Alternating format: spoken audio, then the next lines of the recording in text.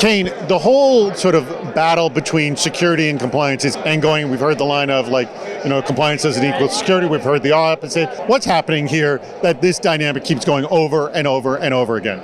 I think we've conflated the idea of copying a file from computer A to computer B as being something we have to have people involved in. So many compliance requirements are just to get an Excel file, like you said, or a screenshot. People don't have time for that. Security analysts, especially people working in the SOC, people who are dealing with securing the organization, see this as extra or bonus work. Whereas as a CISO, which is what I do, I want a real-time risk dashboard showing how effectively I am managing business risks. What are methods, you explained some, that we can walk away from paperwork and automate where you don't get people involved?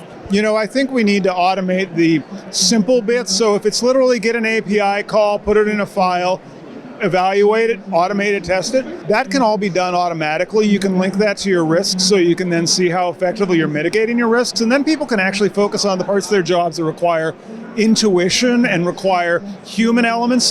What are ways a company can prove that security and privacy is important to us before they've got a breach? I think that it comes through at the cultural level of how they treat security. Who wants to get into a job where your best day at work is nothing bad happens? By comparison, I know a CISO who effectively linked his risks to his controls, evaluated which of those were effectively working, and when then he found out, we've got enterprise-grade firewalls in our offices because of work from home, saved $52 million right there, spent that on better employee security for their endpoint devices. There is a conflation happening right now that an attestation like an ISO or a SOC 2 or a PCI report is equivalent to security.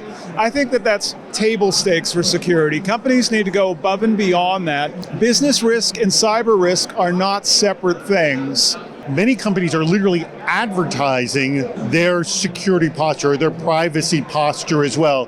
What are ways that companies can do just that they're not taking advantage of? We need to make it very simpler for our consumers of our services, whether it's a consumer or business to business, to understand what are you getting, what are you responsible for, and then what is the company doing to protect or use your data? We're starting to see that in state privacy laws that are based off of CCPA or CCRA. And then finally, because generative AI is the thing, we now need to be very considerate of, did we notify them that generative AI may be processing or storing their data, because otherwise companies are going to probably find enforcement actions from various regulatory bodies, which is not going to make anyone feel happy. Thank you so much for your time, Kayne. Thanks for having me on today, David.